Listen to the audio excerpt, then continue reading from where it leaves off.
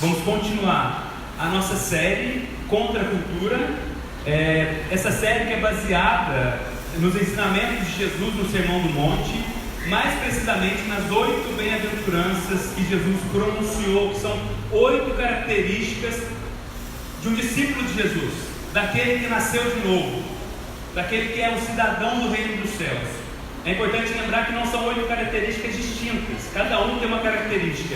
Não, são 8 características de um discípulo, que todo discípulo de Jesus deve ter, e elas seguem uma às outras.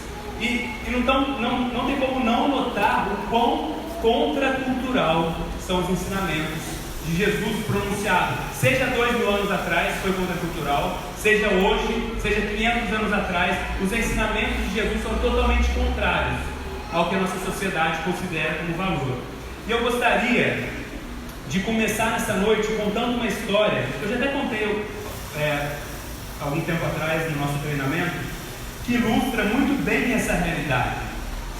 Uma história que mostra que quando discípulos de Cristo decidem viver de acordo com a palavra, e não de acordo com o que eu acho, o que eu quero, o que eu gosto, mas de acordo com o que Jesus ensinou, como nós nos tornamos totalmente contraculturais no meio do nosso mundo, da nossa sociedade, como nós impactamos o mundo. Então deixa eu contar essa história para você. Essa história aconteceu aqui, é real, tá, gente? Na cidade de Lorena, em 1983, uma senhora chamada Ana Maria, eu não sei quantos conhecem bem Lorena, que morava no bairro de Santo Antônio. Ela tinha uma padaria e ela morava com os filhos dela sobre a padaria, né? Em cima da padaria. Numa madrugada, essa senhora teve a sua casa invadida por um rapaz, e esse, quando entrou para assaltar, assassinou um dos filhos dela. Tinha na época 18 anos somente. O impactante dessa história é que essa senhora, ela não quis vingança contra o assassino. Ela era uma senhora católica, e na própria missa de corpo presente do seu filho, né, que foi assassinado, ela declarou perdão ao criminoso. E foi um momento, eu posso imaginar, de muita emoção, muita lágrima, na própria missa, né? Os católicos fazem essa missa uma semana depois, e ela falou nessa missa: eu não quero vingança, eu perdoo o assassino do meu filho. O rapaz assassino foi preso, julgado e condenado à prisão na casa de detenção de São Paulo.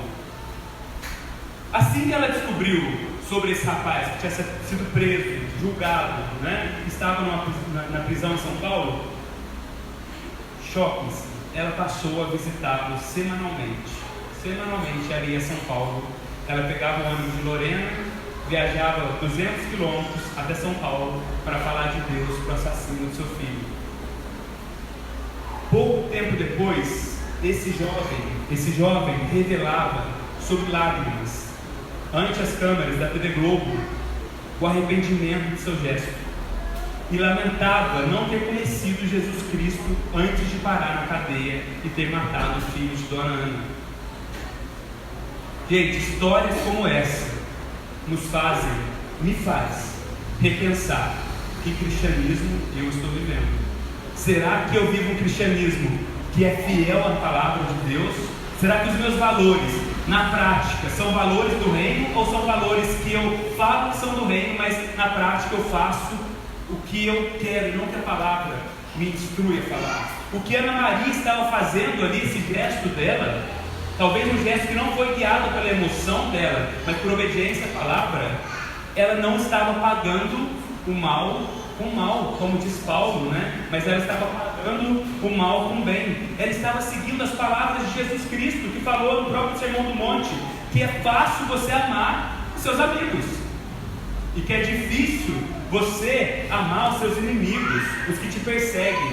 E, gente, essa é a ética do reino de Deus, esse é o padrão do reino, e é por isso que nós não temos como viver ele pelo nosso próprio esforço. Então, hoje nós chegamos à nossa quinta bem-aventurança. Nós já estudamos 4, e hoje nós veremos uma mudança no rumo das nossas bem-aventuranças, na verdade das bem-aventuranças que foram pronunciadas por Jesus. Nas 4 primeiras, eu não lembro quantos estavam aqui, Jesus leva os seus discípulos ao sentar sobre o monte e começar a pronunciar bem-aventurado, bem-aventurado. Jesus leva os seus discípulos a fazer uma análise minuciosa, pessoal, do seu coração, de quem ele é diante de Deus. Ele começa falando que o reino de Deus, primeiro requisito, é dos pobres de espírito. E quando se lembram que nós vimos que o pobre de espírito é aquele que reconhece a sua falência espiritual diante de Deus, é aquele que reconhece que ele não tem nada para chegar diante de Deus e falar: aqui, Deus, eu tenho algumas obras. E Jesus fala que desse é o reino dos céus, a primeira bem-aventurança. Esse que reconhece que ele é falido espiritualmente, que ele não tem nada de bom. E aí essa pessoa, Jesus continua, ele se lamenta, ele chora. Bem-aventurados que choram. Por que ele chora? Porque ele vê a sua pobreza espiritual, ele vê a sua miséria, e ele olha para as pessoas ao redor, ele olha para o mundo, ele chora, porque ele fala: não era para ser assim, não era esse o desejo de Deus ao fazer o homem, toda a sua criação. Mas aí Jesus fala que esses que lamentam e que choram, os seus pecados serão consolados, e serão consolados pelo próprio Espírito Santo. E no reino de Deus nós somos consolados, nós choramos hoje, somos consolados hoje, e nós recebemos perdão e misericórdia eterna. E nós vimos que aqueles que não se importam, não choram hoje, não lamentam seus pecados, um dia irão chorar eternamente diante de Deus. E esse discípulo, Jesus continua, que ao ver, né, o quão miserável é, ele chora, ele se torna alguém manso. Ele se torna alguém que não se preocupa demasiadamente. Mansidão, nós vimos que é uma força sob controle. Ele não se preocupa demasiadamente com a sua imagem. Ele não se preocupa tanto com o que os outros vão falar dele. Por quê? Porque ele sabe quão miserável ele é. Ele não precisa ficar se justificando a todo custo. Mas ao mesmo tempo, ele sabe que, a despeito de quão pobre ele foi amado pelo Criador do Universo.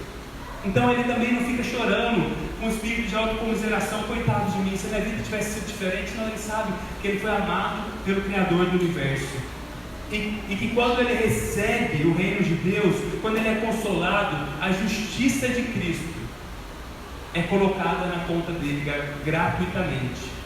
E aí ele passa a ser revestido não pelas obras dele, mas pela justiça de Cristo. Eu estou só relembrando com você aqui as 4 primeiras bem-aventuranças. E aí, ao se revestir da justiça de Cristo, da obra que Jesus fez, o objetivo de vida desse cristão passa a ser mais parecido com Jesus a cada dia. É o alvo supremo da vida dele.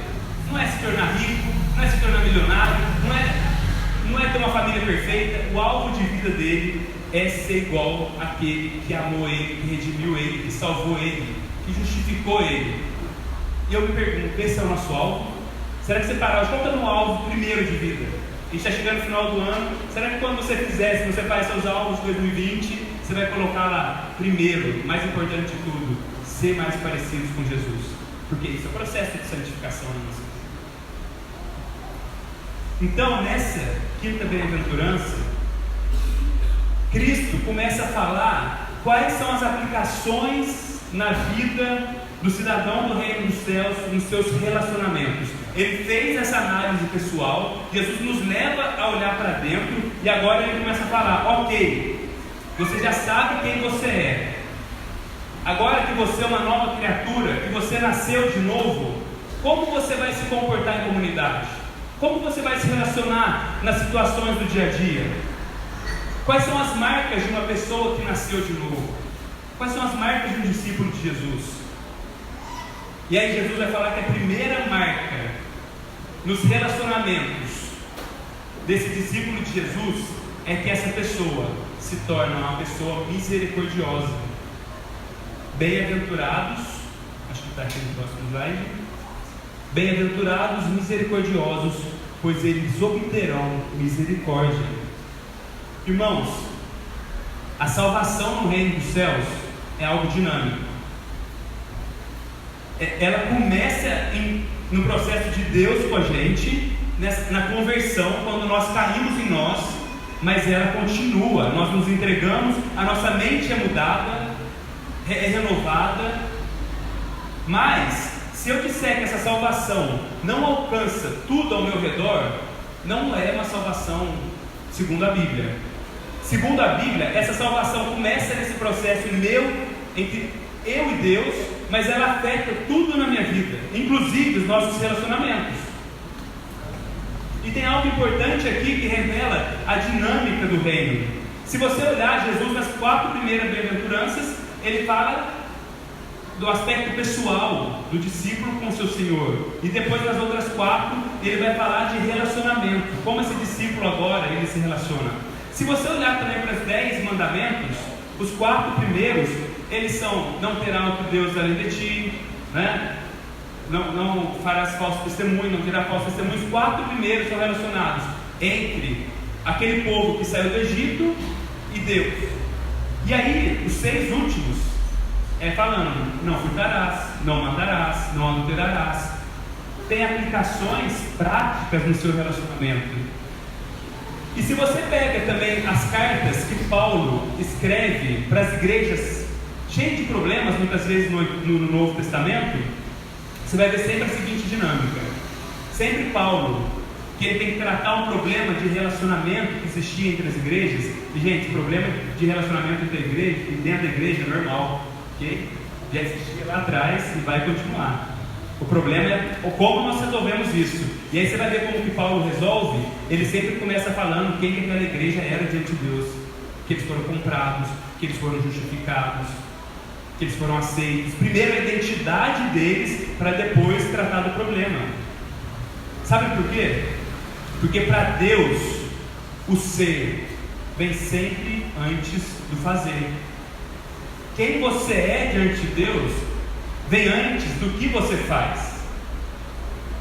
Isso é importante você ter em mente. Essa é a lógica do reino de Deus. Eu sempre gosto de falar aqui, talvez alguns já ouviram algumas vezes, mas você pode ser uma pessoa ótima, que todos admiram. Um ótimo pai de família, paga todas as suas contas em dia. Difícil, né? Em dia, pagar em dia todas as contas. Um ótimo marido, se você é casado.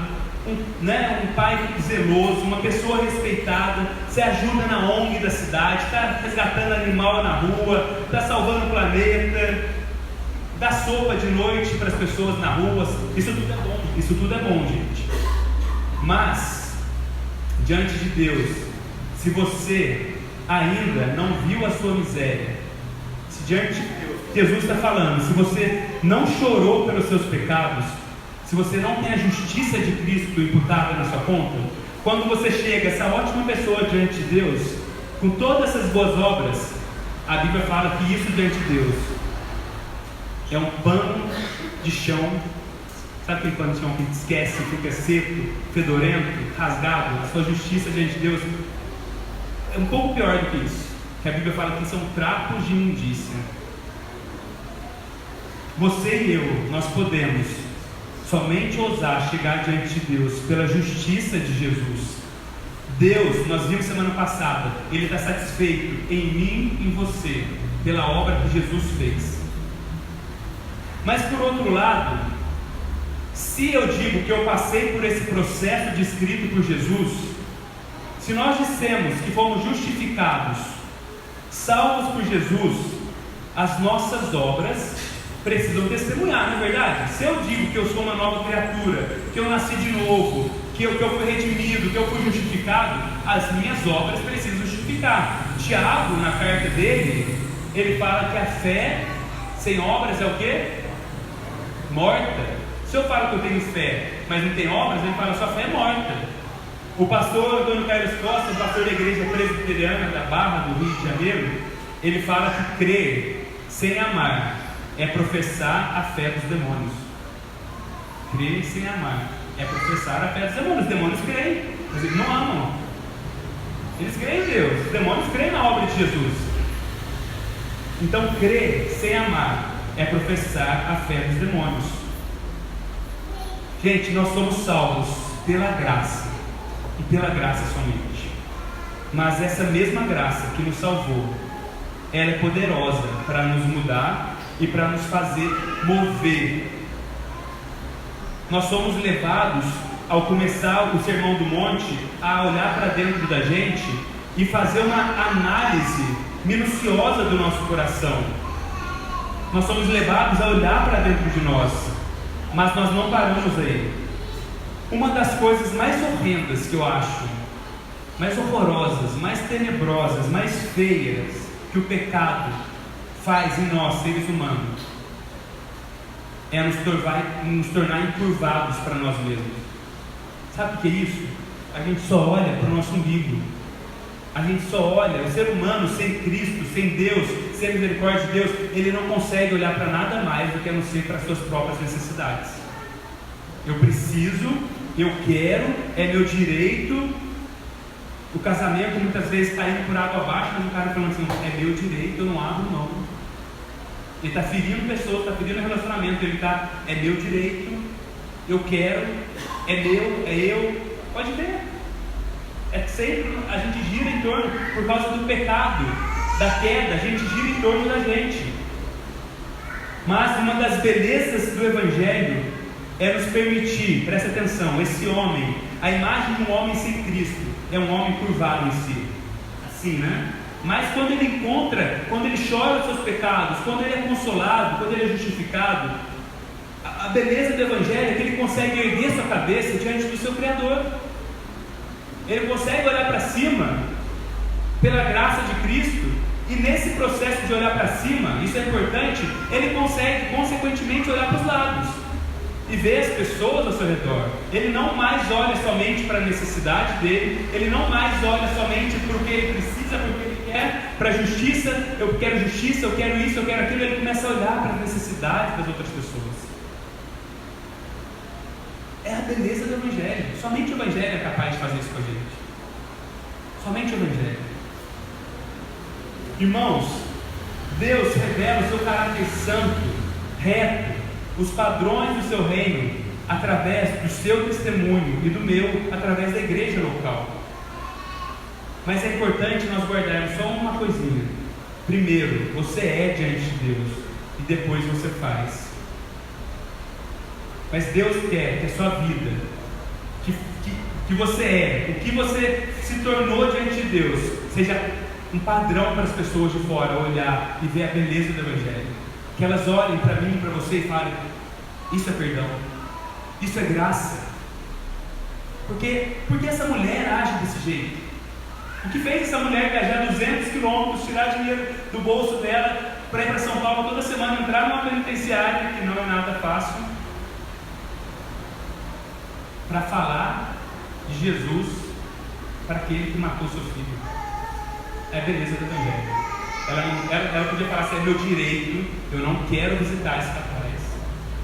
É meu direito, mas a beleza do Evangelho transformou essa mulher numa mulher cheia de misericórdia.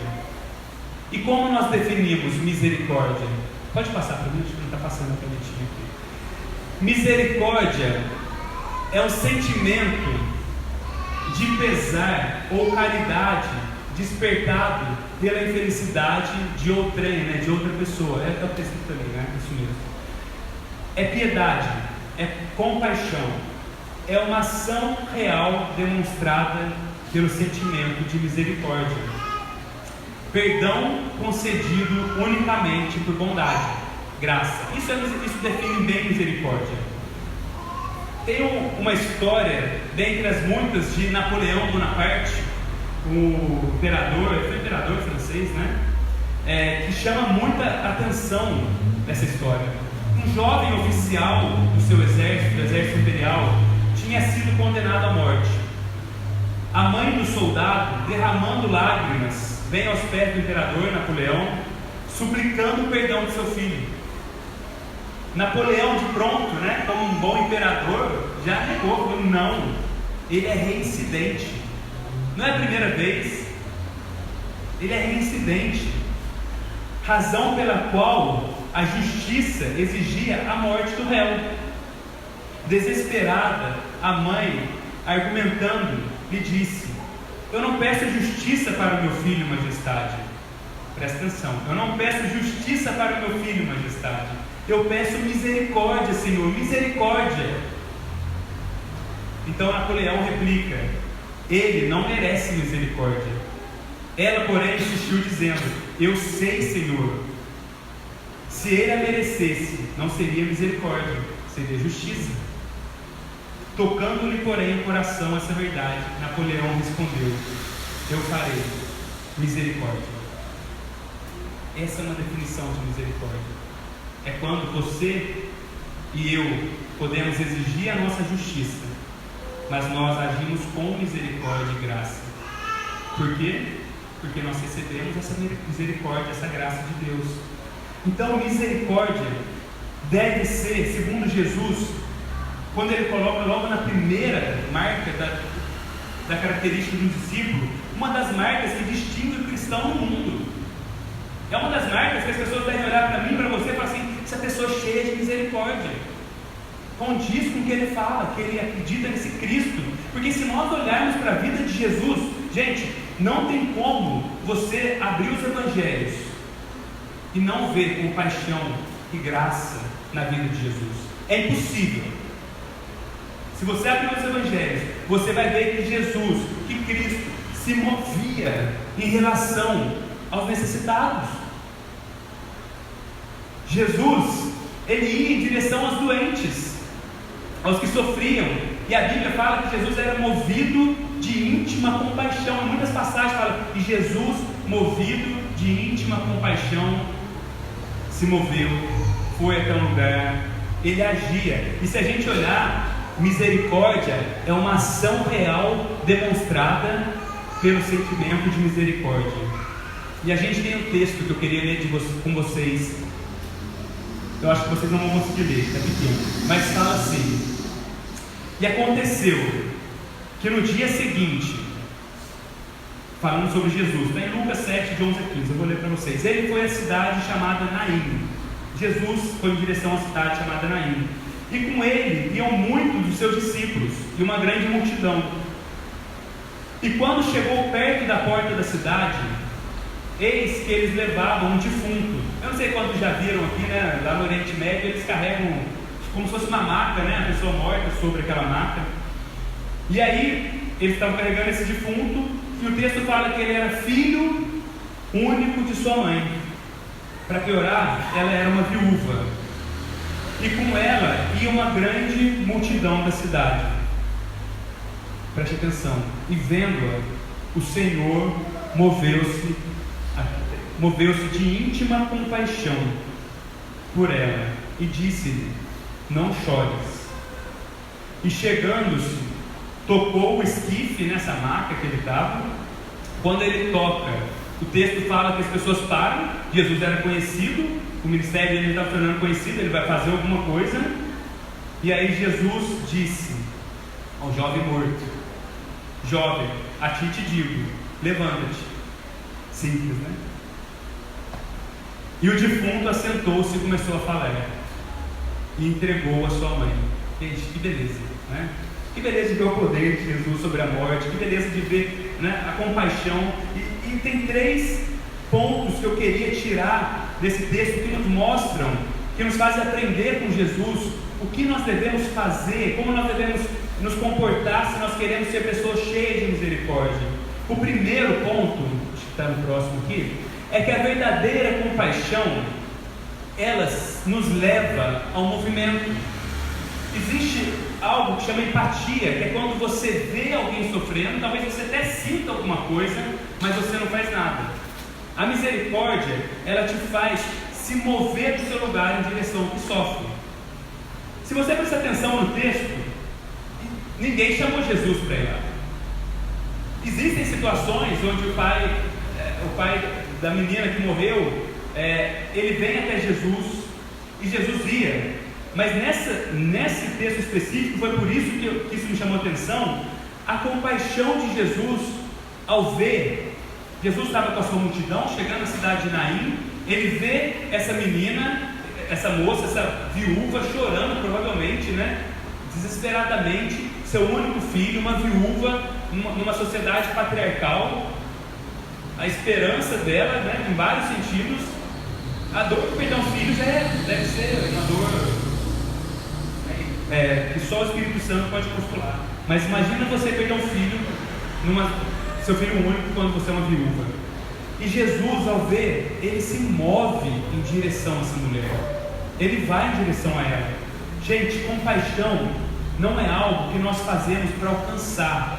O cristão, presta atenção, o cristão, ele não faz algo, ele não se move para alcançar o favor de Deus, mas é algo que nós fazemos por termos sido alcançados. Você e eu não devemos ser compassivos, misericordiosos, porque nós achamos que fazemos isso e nós vamos para o céu. Mas nós agimos assim porque nós já somos um cidadão dos céus. Não é para ganhar nada. Então, o primeiro ponto é que a misericórdia nos leva a mover. A misericórdia, a compaixão, te leva a ir na direção que muitos não iriam. E leva você a fazer coisas que a sociedade acha loucura. A gente acha bonito ler sobre essa mulher de Lorena, né? Mas se alguém me falasse na época, eu falasse, essa mulher é louca. Ela está indo visitar o filho o assassino do filho dela, toda semana, pegando ônibus, contra a cultura, padrão do reino dos céus. Misericórdia, de alguém que recebeu misericórdia. O segundo ponto é que a misericórdia nos levará, ela nos impulsionará a fazer o que está ao alcance das nossas mãos e capacidade. Talvez você possa olhar para mim e falar assim, poxa, Mateus, mas Jesus ele era 100% Deus, 100% homem, né? Ele tinha poderes aqui na terra que a gente sabe que nós não temos, apesar de nós termos o Espírito Santo. Mas a Bíblia fala que em Jesus habitava a plenitude de Deus. O que é isso? Tudo que Deus podia colocar de divino num homem, Deus colocou, mesmo Jesus sendo 100% homem. Você e eu, talvez possivelmente, não queremos levantar um defunto, quem sabe, né? Numa oração, né? Deus pela graça dele possa fazer isso. Eu creio que sim, mas também não é algo tão natural como Jesus chega ali, né? Jovem, levanta. Eu fico imaginando, né? A morte olhando, né? Jovem, levanta-te. E o jovem que está morto levanta, as pessoas olhando. Mas, se nós não podemos fazer isso, nós podemos, certamente, consolar muitas mães que choram a morte de seus filhos, ou que choram situações com seus filhos difíceis, ou pais que choram na criação dos seus filhos, que não sabem como fazer isso, que estão passando por dificuldade. Nós podemos ser misericordiosos nessas situações. Eu sei, gente, que muitas vezes no nosso país, a gente vive num país de extrema miséria, de extrema desigualdade, onde muitas vezes nós olhamos tanta necessidade. Eu não sei se só eu que sinto isso às vezes, mas que a gente fala assim, cara, se eu fizer alguma coisa não vai mudar muito. Parece que é insignificante o que a gente vai fazer, né?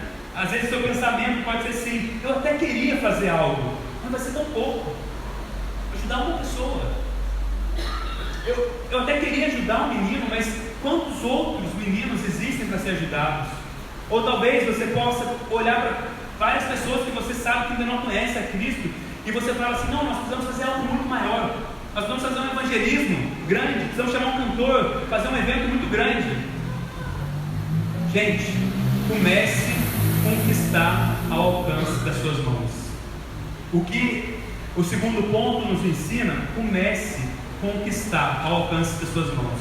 Ontem, nós fizemos aqui na igreja um bazar para ajudar uma creche, a creche de Criança Feliz. Algo simples, pequeno. Nós somos uma igreja pequena, uma igreja nova. Sinceramente, talvez isso não vai mudar a realidade daquelas crianças.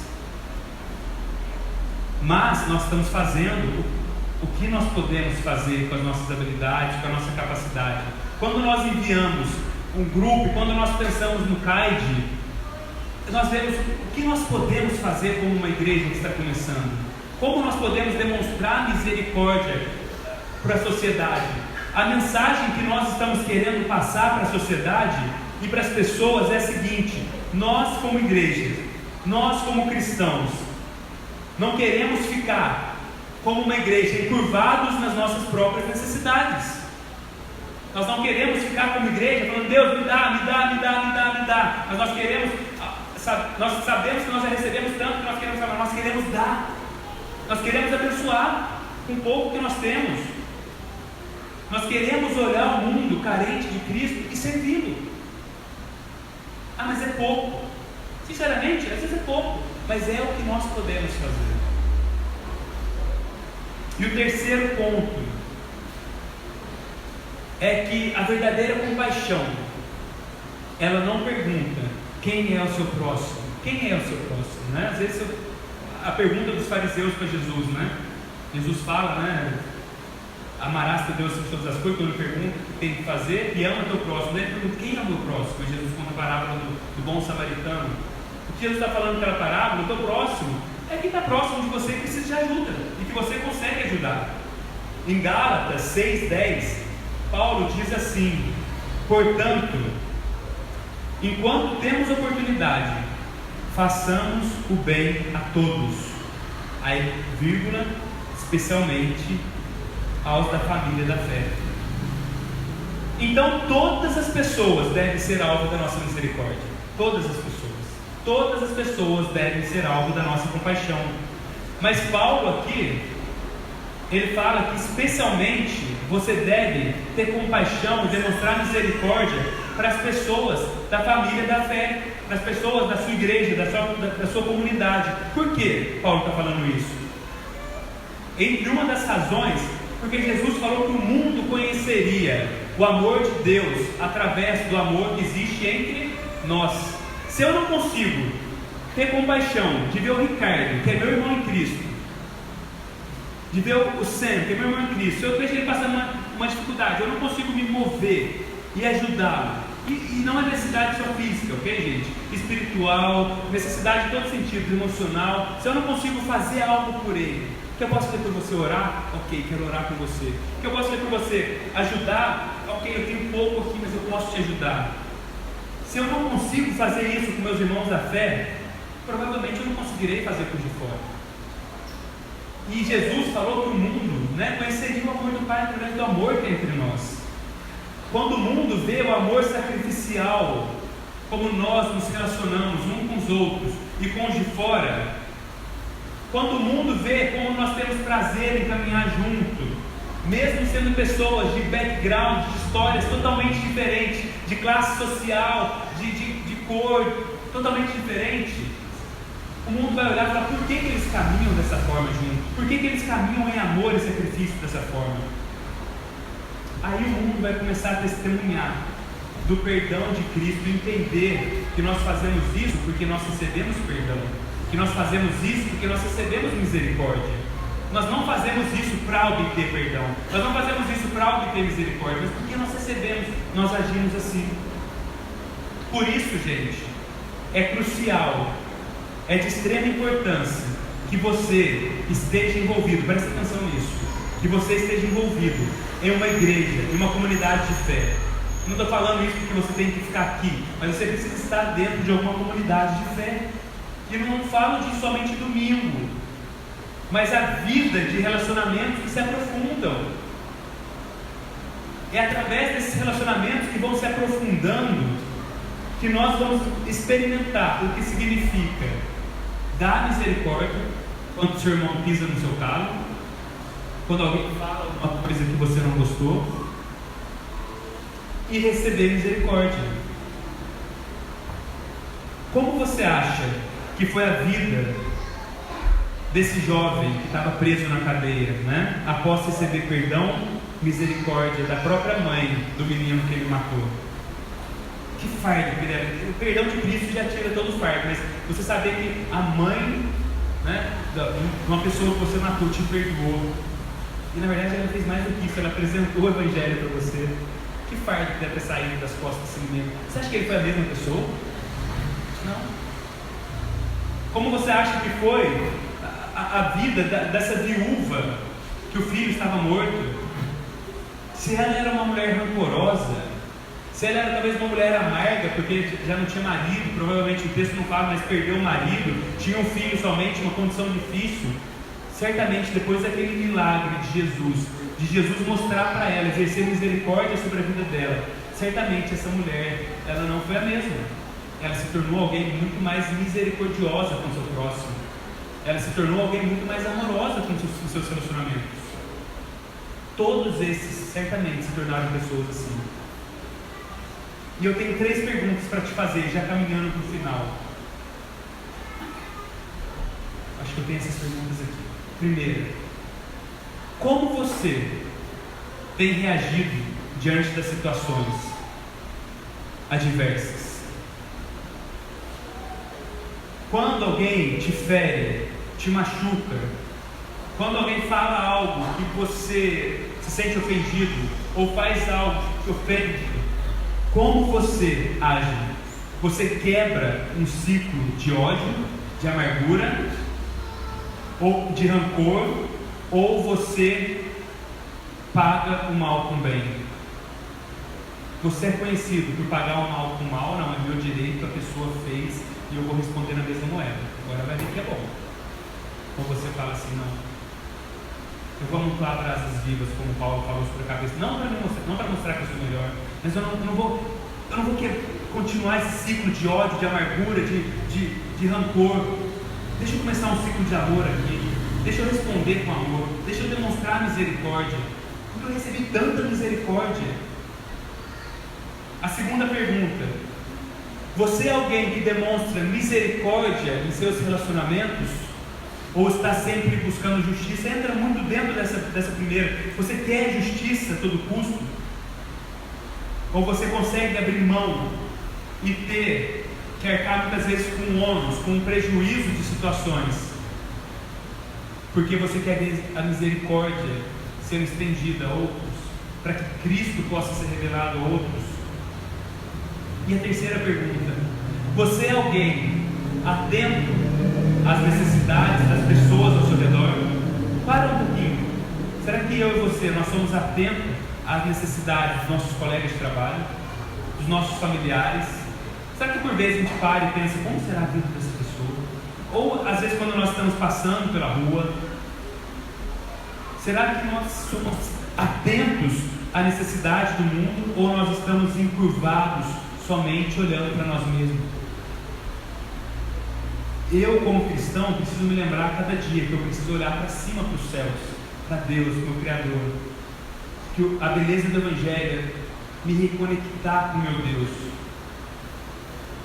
A Bíblia fala que quando o homem peca, lá no Jardim do Éden, ele se torna alienado do seu próprio Criador, ele se torna alienado de si mesmo, ele se torna alienado do seu próximo, e ele se torna alienado de toda a criação. E quando o Evangelho nos redime, quando Cristo nos redime, eu posso ter relacionamento com meu Deus, eu começo a entender os processos na minha vida, porque eu enfrento tanta luta. O Evangelho, a palavra é aplicada sobre as minhas dificuldades. Eu consigo olhar com misericórdia para o meu próximo, e eu consigo olhar para a natureza, para a criação, e ter desejo de cuidar da criação, de ver a beleza, de cuidar da natureza, de cuidar dos rios, de cuidar de todas as coisas. Esse é o homem que não é mais encurvado em si mesmo. O cidadão, gente, do reino dos céus, ele deve viver de uma forma contracultural nesse mundo. As pessoas devem olhar para mim e para você e ver a misericórdia estampada nas nossas faces. Sabe por quê? Porque você recebeu, e eu recebi, misericórdia eterna, infinita de Deus, ao reconhecer a nossa fraqueza espiritual. Quando nós choramos o nosso pecado e lamentamos a nossa pobreza espiritual, Deus agiu com graça sobre nós. Deus não falou, não, você é reincidente, e nós somos reincidentes todos os dias. E aí Deus aplica a justiça de Cristo a nós, para que nós tenhamos misericórdia. Então, ser misericordioso para nós não é algo penoso, não deveria ser, deve ser algo natural. Do coração de um cristão nascido de novo, deve ser algo natural. Deve ser algo como essa mulher que falou assim, não, o que eu tenho que fazer é perdoar, mesmo que talvez eu não esteja sentindo, e eu tenho que dar passos em direção aos que sofrem, mesmo que esse seja o assassino do meu filho. O salmista, no Salmo 130, ele fala assim: se o Senhor Se o Senhor tivesse uma lista de todos os nossos pecados, quem escaparia da sua condenação? Imagina se Deus anotasse todos os seus pecados mentais, que você só pensa e não verbaliza, ação, omissão. Quem escaparia? Mas aí ele fala: mas tu nos perdoa, e é por isso que nós te tememos. Como Leandro leu o salmo aqui, a obra de Cristo, consumada na cruz, satisfez plenamente a justiça de Deus. Todo aquele que entende, aceita o que Jesus fez, recebe essa misericórdia, ele obterá misericórdia e perdão. E nessa noite a gente vai ter Santa Ceia, né? E eu gostaria de terminar nossa mensagem com um último texto conhecido, que fala: porque Deus amou ao mundo de tal maneira. Qual que é a ação de Deus? Que Ele dá, né? Ele dá o seu próprio Filho, para que todo aquele que nele crê não pereça, mas tenha vida eterna. Deus envia o seu Filho, dá o seu único Filho, Ele deixa os céus, Ele se move na nossa direção. Ele foi rejeitado entre os homens para que nós não fôssemos rejeitados. Ele foi abandonado para que nós não fôssemos abandonados, para que nós pudéssemos receber sua misericórdia e ser cidadãos do seu reino nessa terra. Deus dá o próprio Filho. Que ato de misericórdia! Se Deus não poupou o seu próprio Filho e nos deu, a Bíblia fala: o que mais Ele não daria? Mas eu te pergunto também: se Deus não poupou o seu próprio Filho e nos deu, por que nós pouparemos pequenas coisas nessa terra? Por que nós não agiremos com misericórdia nos nossos relacionamentos? Por que nós vamos segurar o perdão nos nossos relacionamentos, mágoa, em situações que não glorificam a Deus, que vai te prender? Por que nós não conseguimos olhar para as pessoas ao nosso redor e agir com misericórdia? Que nós nessa noite possamos nos lembrar que nós recebemos uma misericórdia infinita ao cearmos, ao comermos do pão e bebermos do cálice. Que nós possamos nos lembrar que Cristo deu o seu próprio corpo por nós, sua própria vida, derramou o seu próprio sangue. Quanta misericórdia, quanta graça nós recebemos. Vamos orar?